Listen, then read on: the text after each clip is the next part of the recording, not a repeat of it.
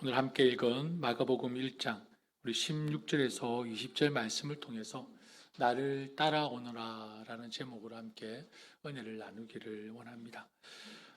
예수님은 공생의 사역 준비를 위해서 먼저 요단강에서 침례 요한에게 침례를 받으십니다. 그리고 성령에 이끌려 광야로 가셔서 40일 동안 그곳에서 지내십니다. 거기서 어떤 일이 일어납니까? 사단의 시험을 받으십니다. 세 가지의 시험을 받으시면서 말씀으로 주님은 승리하셨습니다.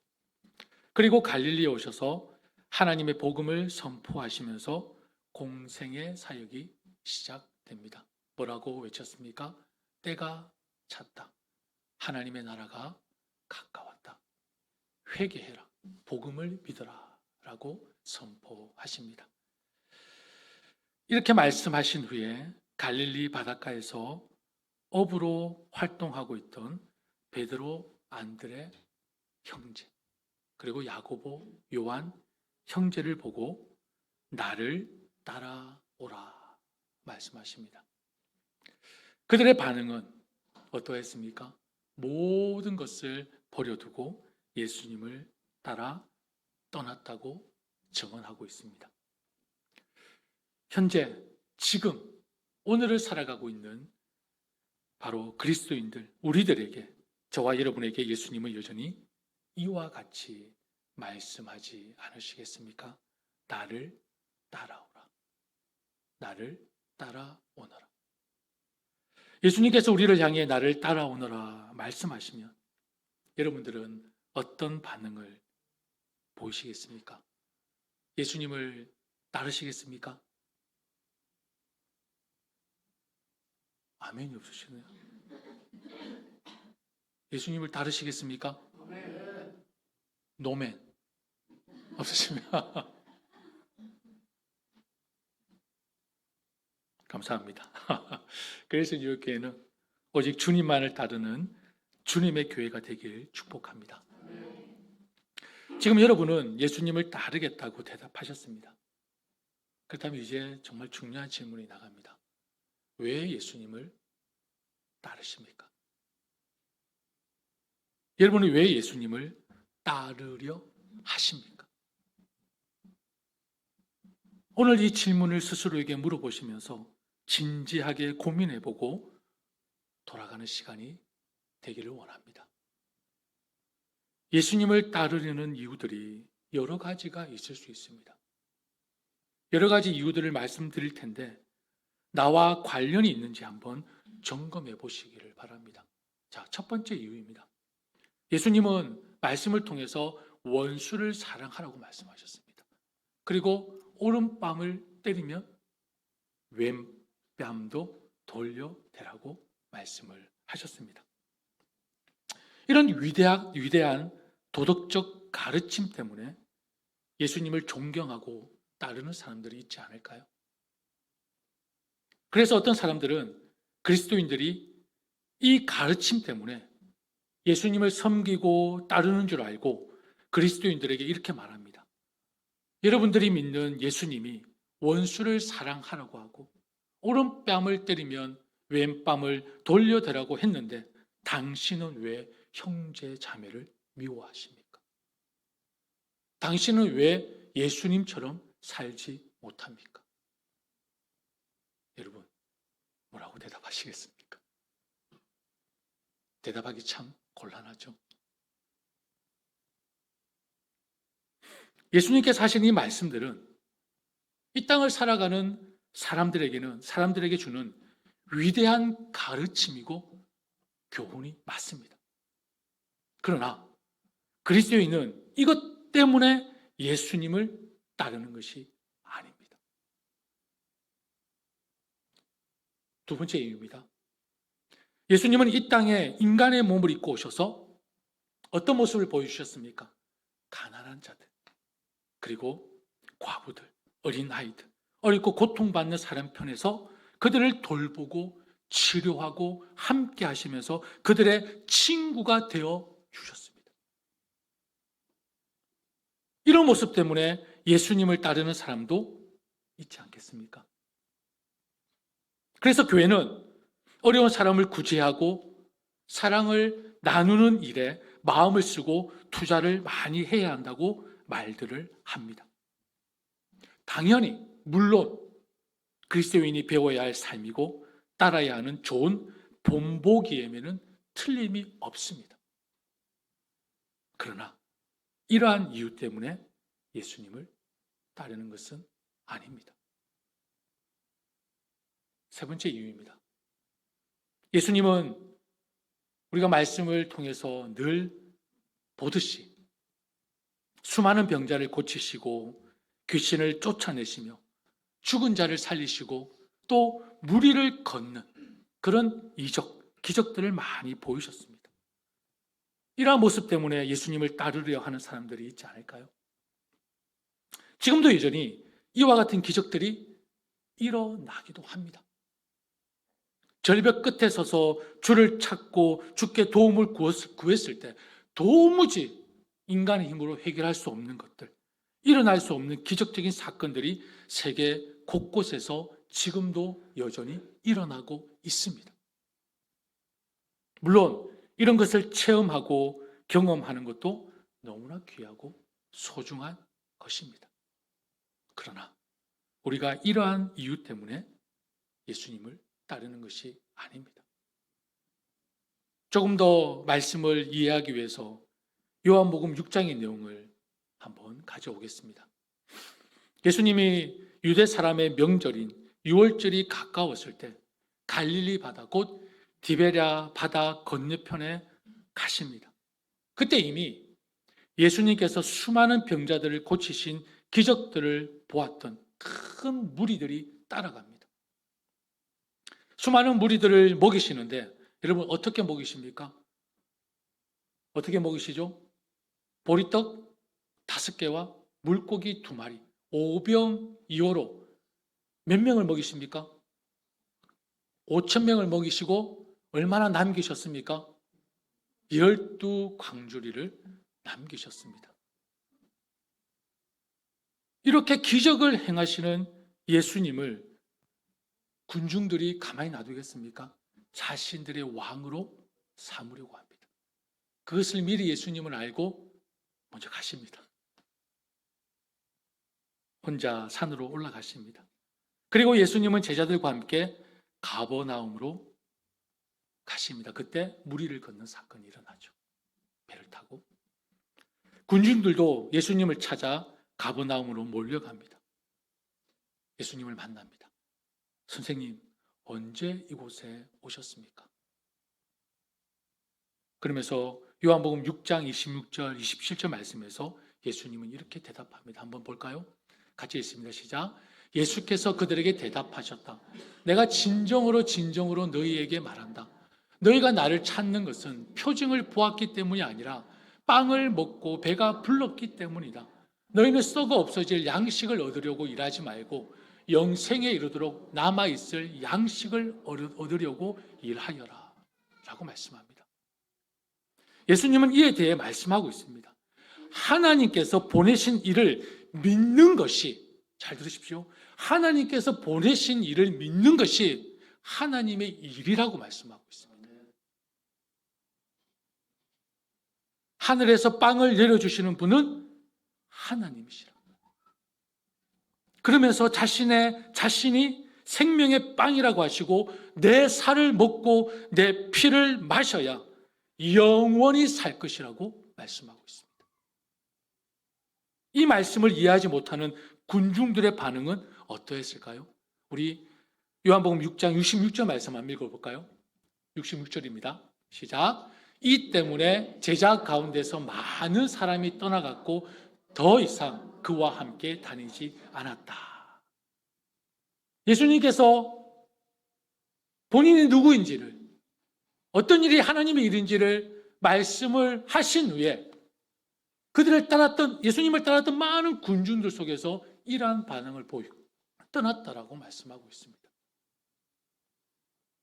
수많은 군중들은 예수님이 하신 것에 놀라고 기뻐하며 이 기적을 행하시는 메시아를 따랐습니다.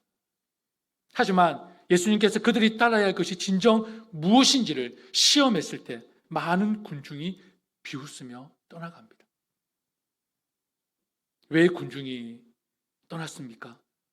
예수님의 설교를 들으니 자기들이 기대했던 것과는 너무나 달랐기 때문입니다. 예수님에 대한 자신들의 세상적이고 현실적인 기대가 충족되지 않았기 때문에 그들은 떠났던 것입니다. 요한복음 6장 67절 말씀에 예수님은 12 제자들에게 묻습니다. 다시 한번 읽어볼까요? 시작. 예수께서 12 제자에게 물으셨다. 너희까지도 떠나가려 하느냐? 수많은 군중들이 떠나고 이제 12 제자에게 묻습니다.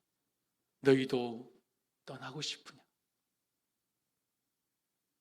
이때 시몬 베드로가 이렇게 대답하죠. 주님, 우리가 누구에게로 가겠습니까?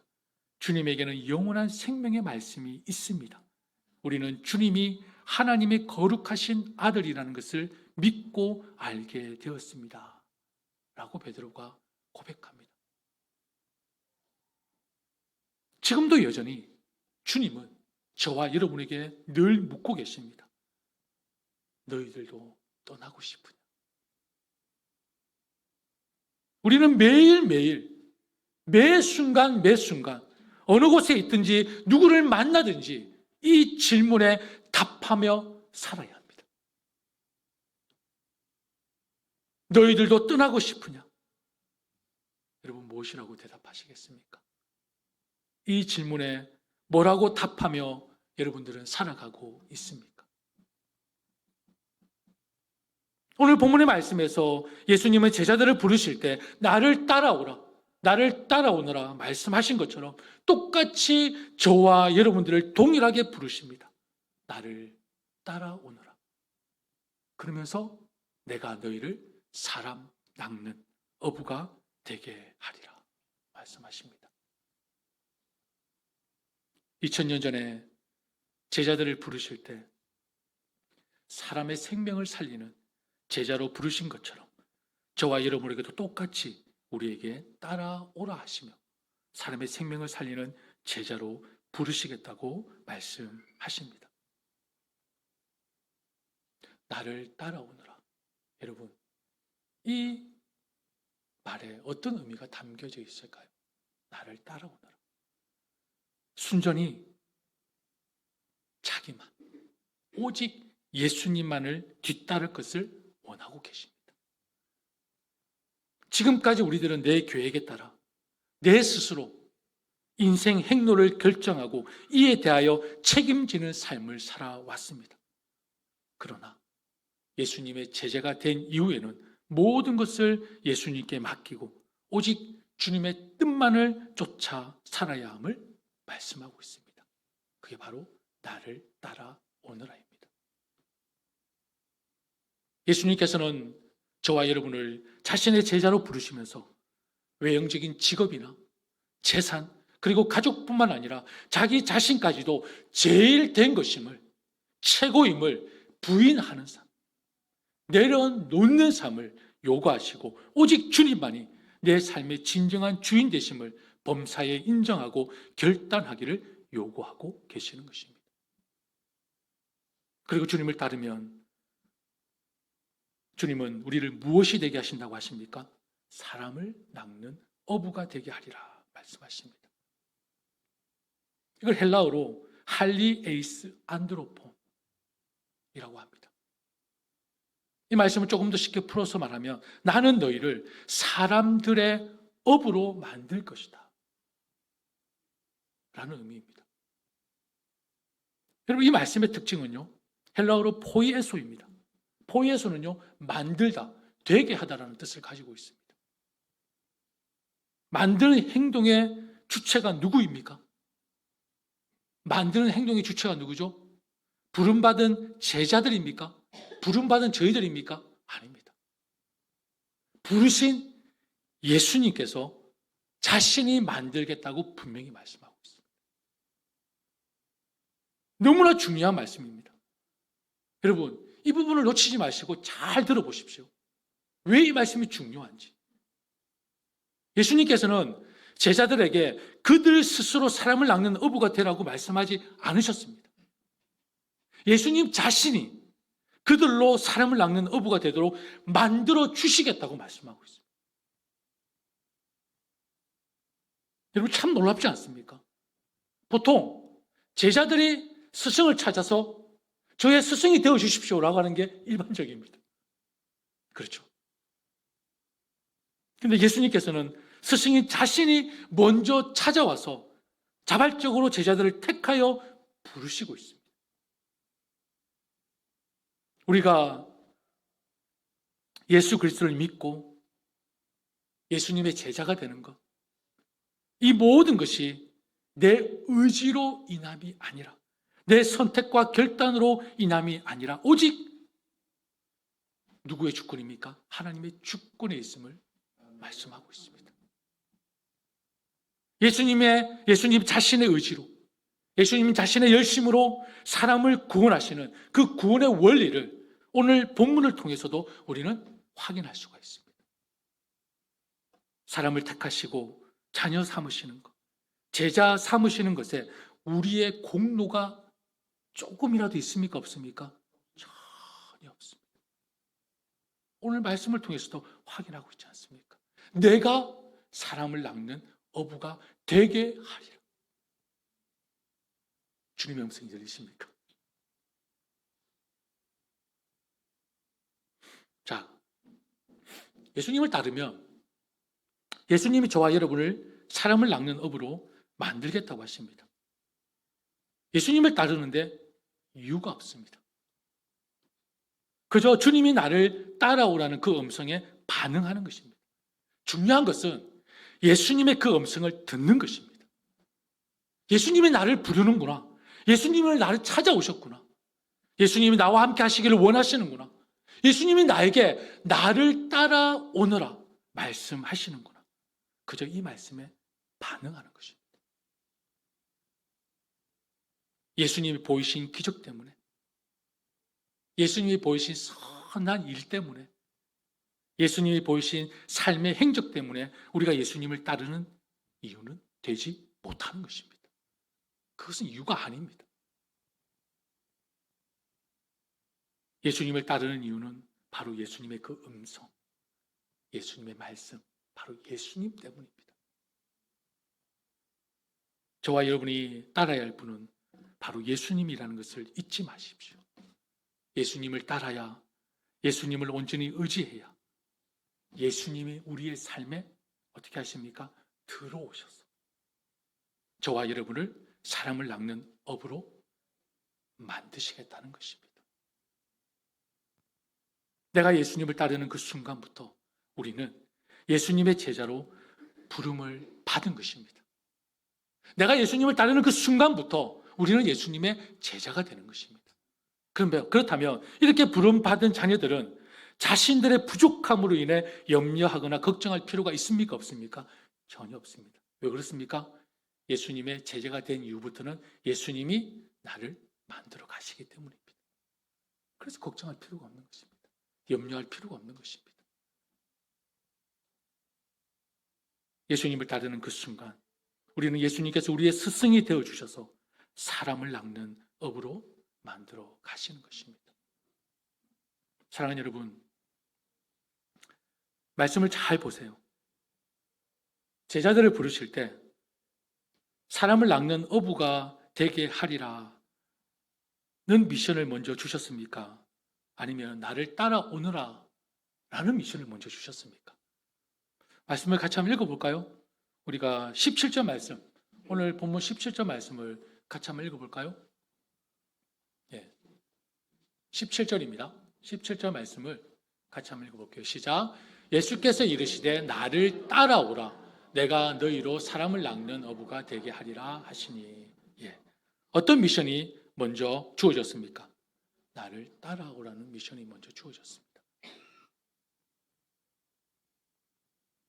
여러분, 이 순서가요, 너무 아주 중요합니다. 너무 중요합니다.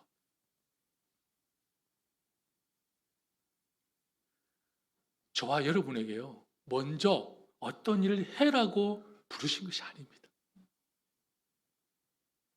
예수님께서 저와 여러분을 부르실 때 먼저 뭐가 되라고 부르신 것이 아닙니다. 먼저 어떻게 부르셨습니까? 나를 따라오라. 나를 따라오라.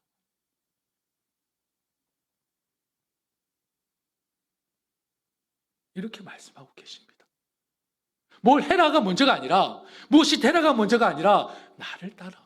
제가 아닙니다. 저 아닙니다. 저 아니에요. 예수님을 먼저 따라와라. 사랑하는 딸아, 사랑하는 아들아, 먼저 나를 따라오렴. 그러면 내가 너를 가정을 변화시키는 사람으로, 교회를 변화시키는 사람으로, 세상을 변화시키는 사람으로 내가 너를 그렇게 만들어 줄게. 내가 너를 새롭게 할게. 내가 너와 함께 하면서 내 삶을, 내가 지금까지 걸어왔던 그 삶을 본받는 자로 만들어 줄게.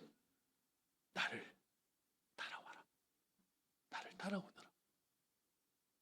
주님께서 이렇게 말씀하고 계시는 것입니다. 여러분, 교회에서, 가정에서, 세상에서 주님의 일을 감당할 때 이 순서가 바뀌면 어떤 일이 일어날까요? 결코 여러분이 감당하는 그 사역에서 열매 맺기는 힘들 것입니다. 기쁨과 감사가 넘쳐날까요? 아니요. 불평과 불만이 많아질걸요. 내 안에 시기와 질투와 미움으로 가득 찰걸요. 지치고 힘들고 주저앉고 싶고 포기하고 싶지 않겠습니까? 이 순서가 바뀌어버립니다.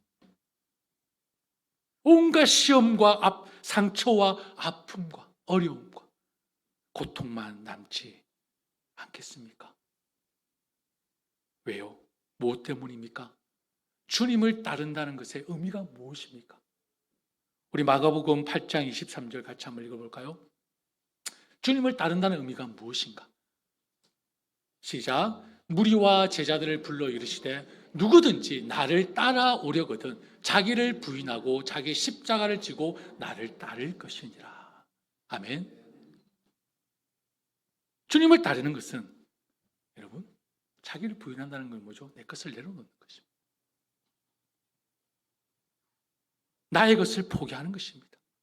내 권리, 내 능력, 내 힘을 내려놓는 것입니다. 주님을 따른다는 것은 자기 십자가를 지는 일입니다. 주님을 따른다는 것은 주님이 걸어가신 그 길을 나도 걷겠다는 것입니다. 내 안에 예수 그리스도가 들어온 그 순간부터 내가 사는 것이 아니라 내 안에 그리스도께서 사시는 것입니다. 누가복음 14장 27절 말씀에 주님께서 분명히 말씀하십니다. 그 다음 구절 한번 읽어볼까요? 시작. 누구든지 자기 십자가를 지고 나를 따라오지 않으면 내 제자가 될 수 없다. 여러분, 두렵지 않으십니까? 자기 십자가를 지지 않고 예수님을 따르지 않으면 예수님의 제자가 될 수 없다는 것입니다. 곧 이 말은 그리스도인이 아니라는 것입니다. 하나님의 사람이 아니라는 것입니다. 사랑하는 여러분, 예수님의 제자가 되는 길은 내가 하는 어떤 사역과 미션을 통해 제자임을 드러내는 것이 아닙니다. 오직 한 분, 예수님을 따르는 자만이 예수님의 제자가 될 수 있습니다. 예수님을 따르는 자만. 자기를 부인하고 자기 십자가를 지고 예수님을 따르는 자만이 예수님의 제자가 될 수 있음을 주님께서 분명히 말씀하고 계시지 않습니까? 예수님을 따르지 않고 사역에 집중하는 것, 봉사와 섬김과 구제에 열심히 하는 것은 하나님의 뜻을 이룰 수 없습니다. 잠을 깨라는 사인입니다. 예, 번뜩 들죠.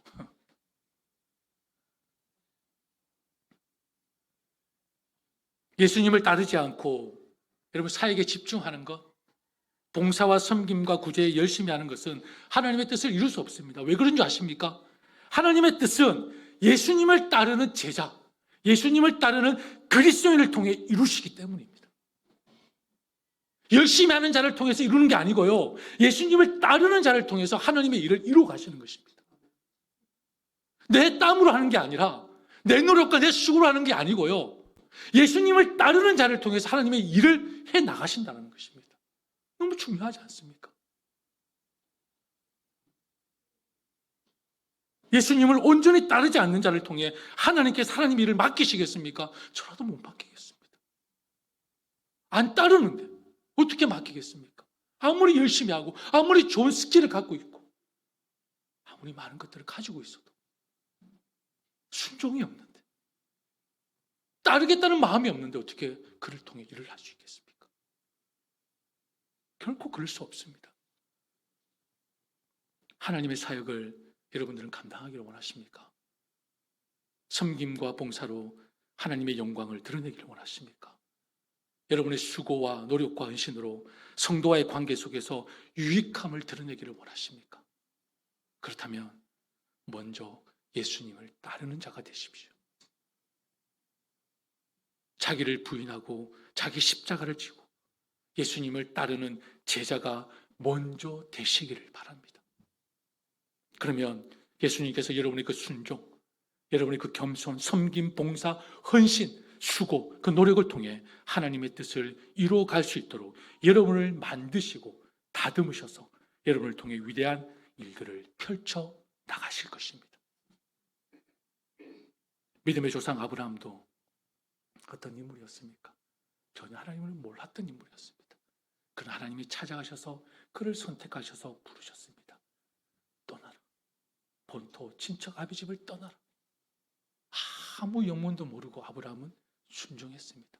그 순종으로 하나님이 아브라함을 연단시켜 믿음의 조상으로 만드셨습니다.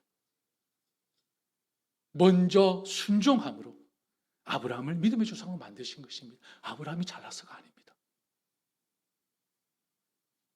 요셉도 마찬가지입니다. 얼마나 그 삶이 기구했습니까? 그러나 끝까지 하나님을 의지하고 하나님의 꿈을 꾸는 자, 끝까지 하나님의 그 비전을 꿈꾸는 자, 그를 믿음의 사람으로 하나님은 세워 가셨습니다. 다윗도 우리와 같은 사람이었습니다. 아니, 우리보다 더 잔인한 사람이었습니다. 그런데 하나님은 다윗도 끝까지 하나님을 의지하고 자신의 것을 내려놓고 주님께 무릎을 꿇을 때 그를 위대한 왕으로 삼으셨고 그를 통해 다윗 왕국을 열게 하셨습니다. 누가요? 하나님이 하셨습니다. 하나님이 선택하셔서 그의 부족함과 그의 연약함을 연단하시고 믿음의 사람으로 세우셔서 그를 통해 하나님 역사를 이루어 가셨습니다.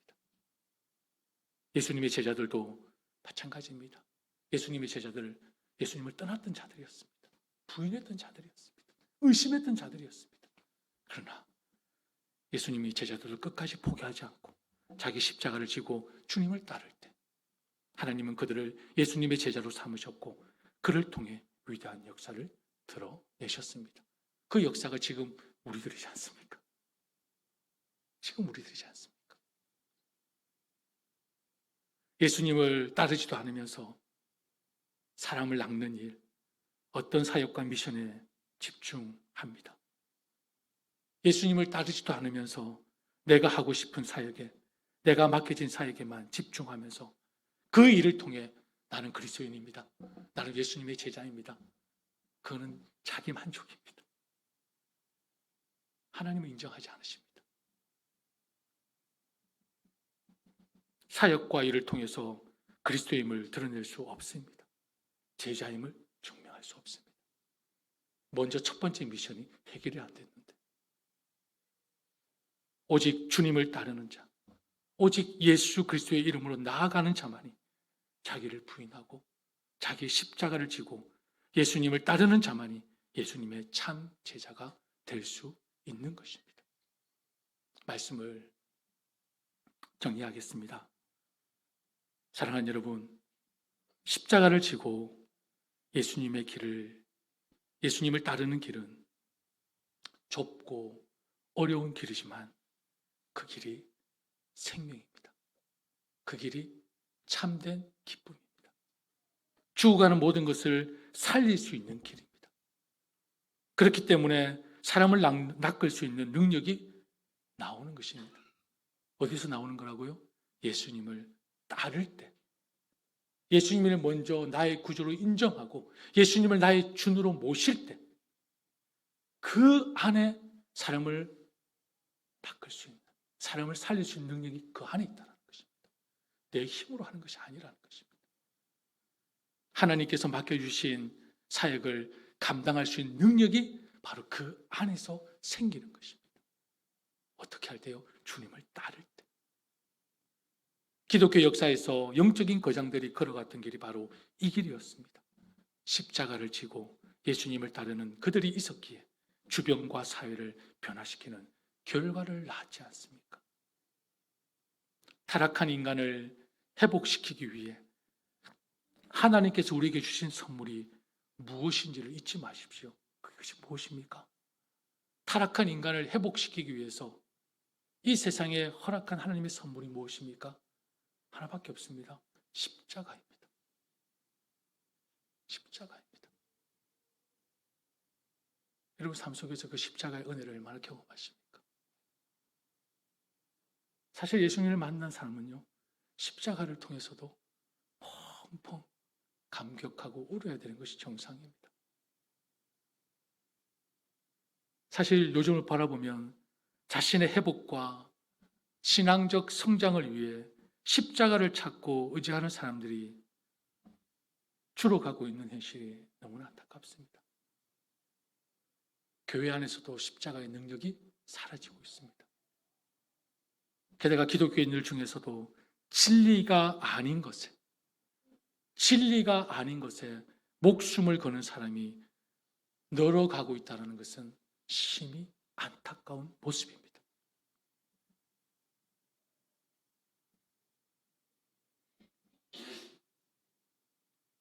사랑하는 여러분, 십자가 없는 기독교는 있을 수 없습니다. 그리스도인들이 기독교의 진리와 균형을 잃어버린 이유도 왜 그런지 아십니까? 십자가에서 벗어났기 때문입니다. 내가 십자가에서 벗어나고, 가정이 십자가에서 벗어나고, 교회가 십자가에서 벗어나면 모든 것은 무너지는 것입니다. 우리의 노력, 열심, 수고, 지금까지 땀을 흘렸던 그 모든 것은 의미가 없게 되는 것입니다. 사랑하는 그리스도 교회 형제 자매 여러분, 사람을 낚는 일에 몰두하던 그 열정을 갖고 다시 십자가 앞으로 나아가시기를 바랍니다. 다시 한번 내가 진정으로 예수님을 따르는 자인지 돌아보시기를 바랍니다. 넓은 길이 아닌 좁은 길, 좁지만 생명이 있고 진리가 있고 참된 기쁨이 있고 자유가 있는 그 길을 걸어가시는 저와 여러분이 되기를 바랍니다. 사람을 변화시키고 가정을 변화시키고 교회를 변화시키고 세상을 변화시킬 수 있는 궁극적인 힘은 십자가 안에 있는 생명밖에 없음을 다시 한번 굳게 믿으시고 그 십자가를 지신 예수님을, 누구를? 예수님을 온전히 따르는 저와 여러분이 되기를 축복합니다. 우리 함께 찬양합니다. 오래전에 많이 불렀던 찬양인데요. 가사가 조금 무거울 수도 있습니다. 그러나 여러분들이 한번 찬양을 하면서 나의 신앙을 한번 돌아보고 점검하며 정말 내가 예수님을 따르는 삶을 살아왔는지, 정말 주님이 나의 전부였고 주님으로 인하여 그 모든 것을 내가 포용하고 사랑으로 덮고 이해하고 정말 주님의 그 제자된 모습으로 살아왔는지를 돌아보며 찬양을 하고 함께 여러분의 그 신앙의 고백으로 주님께 기도하는 시간을 갖도록 하겠습니다.